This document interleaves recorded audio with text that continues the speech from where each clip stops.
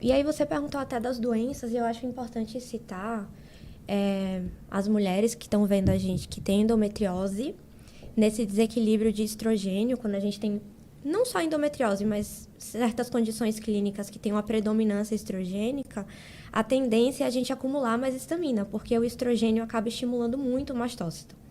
E aí também tem uma condição que é a síndrome de ativação mastocitária, que normalmente essas pessoas podem cursar com a intolerância à histamina, digamos que para sempre, assim. Exato, que é um diagnóstico diferencial, né? A síndrome de ativação de mastócito, ela vai vir a intolerância à histamina como consequência. Isso. Só qual é a diferença? Na intolerância à histamina, a gente reage muito só aos alimentos. Sim. Na síndrome de ativação de mastócito, a gente reage a produto químico, a gente reage ao clima, próprio ambiente, à temperatura. A gente tem uma reação muito mais sistêmica. Sistêmica no sentido de mais ambiental até, do que a própria histamina que está ali mais no alimento, né? Mas uma coisa acaba afetando a outra. Sim. Porque se a gente tem, por exemplo, uma rinite, que por algum motivo atacou, porque a gente entrou em contato com algum alérgeno ambiental, num momento que a gente estava tranquilo, com a nossa degradação de histamina, a gente vai começar a reagir a alguns alimentos, porque Exato. a rinite está mais atacada.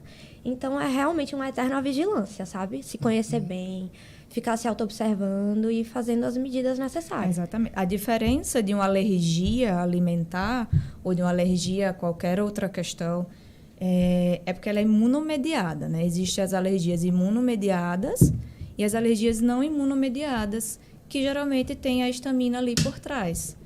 Mas elas podem caminhar, geralmente caminham juntas. Né? Síndrome de toxina irritável também caminha junta. Ovário policístico também caminha junta, porque está tudo muito associado a essa questão hormonal, que também faz modulação de histamina, né? Então, o estrógeno aumenta a liberação e a progesterona atua melhorando a atividade da DAO, por exemplo. Isso. E aí, se eu não tenho tanta progesterona, por isso que a maioria das mulheres é o público maior, né, de resposta de intolerância à histamina. Isso que eu ia perguntar, mas você já respondeu. E principalmente mulheres 40 a mais. Quando já começa a entrar na perimenopausa, menopausa, justamente porque quem é que primeiro cai? Progesterona. E aí vai acumulando o estrogêniozinho ali antes dele cair também. Exatamente. E aí começa a fazer mais respostas de intolerância alimentar. E aí acham eu acho que muita gente está se né? identificando em casa, com certeza. Começando a entender um pouco mais, né?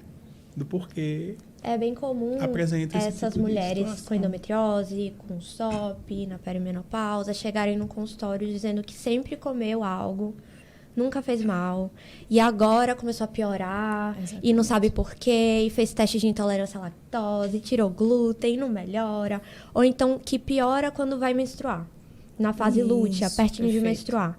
Começa a piorar os sintomas, antes conseguia comer sem sintoma, e aí quando vai menstruar, tudo tá pior, todos os sintomas, não só gastrointestinais, mas extraintestinais. E é justamente por conta dessas alterações hormonais, né? Então a histamina também estaria envolvida aí.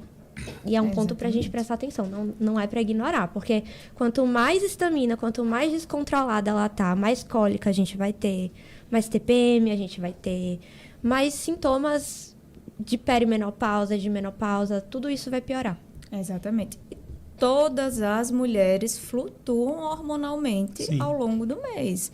Então, possa ser sim que a depender do que faça de alimentação durante essa fase lútea. Qual é a fase lútea? Ovulou, passou é a fase lútea.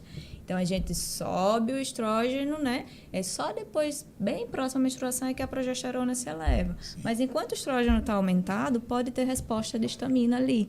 Se você, principalmente, lotar o seu corpinho de histamina via alimentação. Justamente nesse período que a gente quer lotar o corpinho de histamina, né? Chocolate, bolo, essas coisas.